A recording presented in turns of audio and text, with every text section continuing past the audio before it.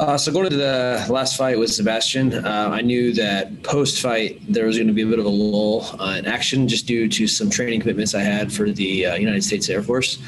And I knew there'd be about 8 months to a year. And then obviously the worldwide pandemic happened. I've actually been looking to fight since like April, but obviously with travel restrictions, and I know one's doing the best they can. But yeah, I've been actually wanting to fight since the beginning of the year. But just, everybody's been on lockdown, so it's been impossible to travel overseas. So going into that fight, I'd fought one way for, I think that was my 18th fight, if you count amateur. So I went in one way. It was my first ever 5-round fight. Everybody prior to that had always kind of wilted under my pressure. The things that I do well at are pressure. I tend to just kind of overpower, or, my answer to everything is horsepower at the time. Well, that doesn't really work in a 5-round fight. So I'd say the biggest lesson that I learned is more about energy management. And even though, I got knocked down in the end, I actually have more confidence in my striking now because he is a world-class striker, and I was able to win a lot of those exchanges just with speed. So I think the way I approached the fight, as far as, takedown attempts and things like that, all the energy burned, that was the biggest takeaway, because he's a world-class competitor, and, he was the first, he went to deep water and he could swim. So, that's something I wanted to test. So, but neither one of us folded. I got caught, but, that's the fight game. So, you're putting it on the line for the millions of people, and that's just what happens. So the biggest lesson would be energy management and how to just be a little bit more of a tactician over 5 rounds. I'll start with the person, because skills, he puts it, he's been fighting for quite a while. So everybody knows the skill set, and, I'll talk about that here in a second. But first and foremost, just if you don't know him, like on a personal level, obviously I don't hang out with him every day, but in every interaction I've ever seen with him in interviews or, just talking with, he is a man of high integrity and character. Matter of fact, one of my favorite stories about him is the first time I met him, actually, he was wearing one of the shirts that One gives out to some of his fighters. And I was commenting how I really liked it, and he literally just took the shirt off his back and then gave it to me because I said I liked it. Never met him before, and he just, because that's the type of person he is. So when I found out that I was going to be competing against him, I actually sent him a message, and him and I chatted about how we're going to put on a show for the fans. There's obviously our friendship remains, but for 15 minutes, that's going to set that aside, and we're both going to put on a show because the fans are what matter. As far as the skill set, that guy's got a motor that doesn't stop. He's not afraid to engage anywhere, whether it be on the feet or the ground. And if I am fortunate enough to take him down, I know that he's going to do everything in his power to get up. He's not happy to stay on his back, and take a beating. So I know that for this fight, I'm going to have to try to put him away for 15 minutes because if I don't, then he's going to return the favor. So, as far as like his stand-up, I think it should be more of a progressive scale. I think if you look at his early on fights, he was much more, I don't want to call it gun shy, but he just wanted to stay with his base. And I would say, if he was at a 4 or 5 when he came in, I think he's put it up to an 8, 8.5 now. Obviously, he's not a Muay Thai guy. He's not, it's just not his game. He's not built for that. In order to be at a 10, you have to be built like someone like Nicky Holskin or something. Those guys are 10s. So I would say that, and it's not just a skill set. It's just that mentality of bite down on the mouthpiece and throw leather. Because with MMA it's different because your striking sets up your takedowns, your takedown sets up your striking, and I think that he utilizes the striking into the clinch game really well. So beyond just the kicks and punches, I think it's his MMA striking is where it's at the highest, 8s and 9s versus your traditional like kickboxing type stuff.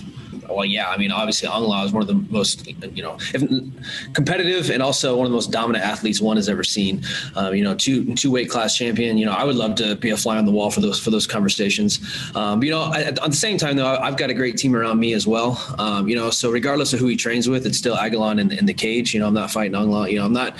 Who you train with doesn't really matter because in the end, like it's Aguilan in the cage and he's got 2 arms and 2 legs and he's there to breathe. So, that's what I'm focusing on. I don't care, if he's training with, Renzo Gracie, like it doesn't matter to me because it's still Aguilan in the cage. He has to be the one to take my punches and kicks and my, and weather my storm. So it's not Anglo in there. No, so I'm a little different when it comes to that. I don't watch film. That's my coach's job. Because the thing with watching film is that if you want to know what they do well, then you watch a fighter's wins and they become like this great, you're fighting Mike Tyson or something. And then if you want to know what their weaknesses are, you watch a lot of their losses, and then it becomes like, oh, they're not that big of a threat. So, as far as preparing, I just focus on what I do well. I know that his ground game is very dangerous, and I know that he's not afraid to stand and strike. But I think more importantly, it's focusing on what my weaknesses are and to mitigate those as much as possible, learning from my previous fight.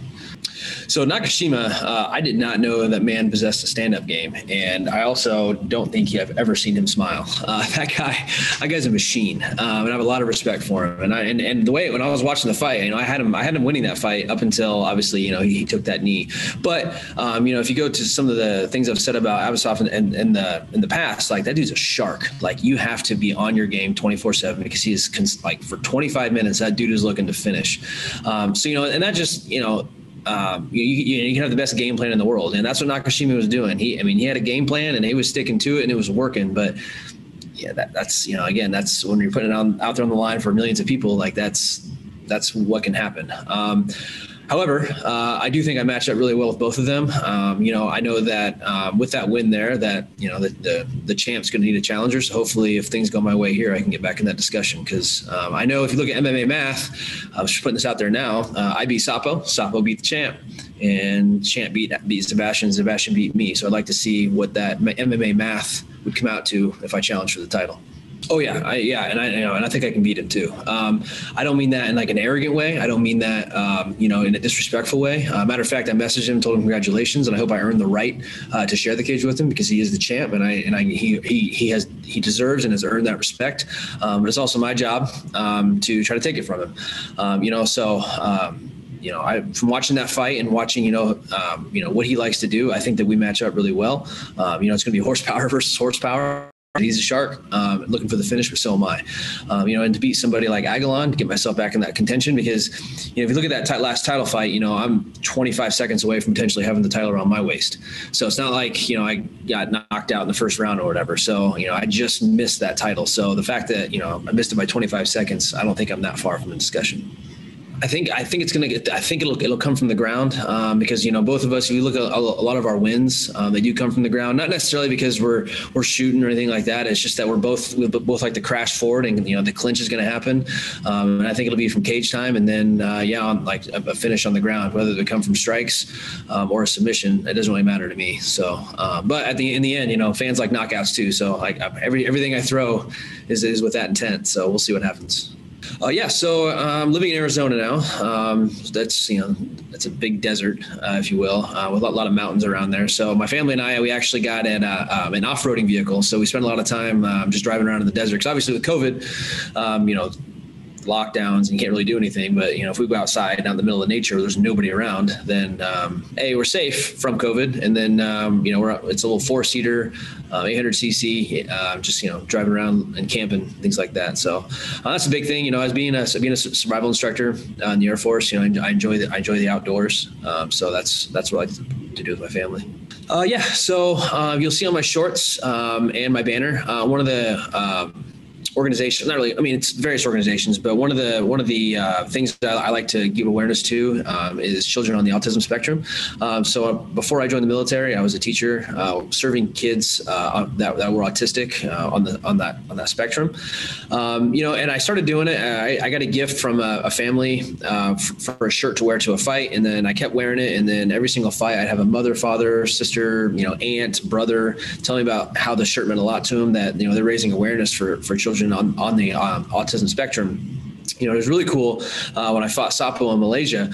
I had people from Malaysia, messaging me, thinking it was awesome that we were raising that awareness. So that's all I'm trying to do with that is just get the conversation going. It's a misunderstood neurological condition, but just like any other kid, they just want to be loved and understood. So and I think that's all I'm trying to do, with that raising that awareness.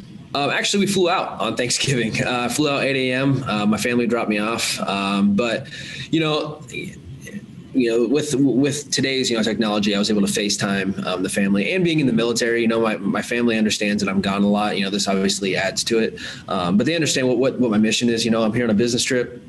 I'm here to position myself to win a title in one of the world's premier MMA organizations, and they're behind me 100%. So, I'm going to take care of business this week, and then we'll get our celebrations in when I get back.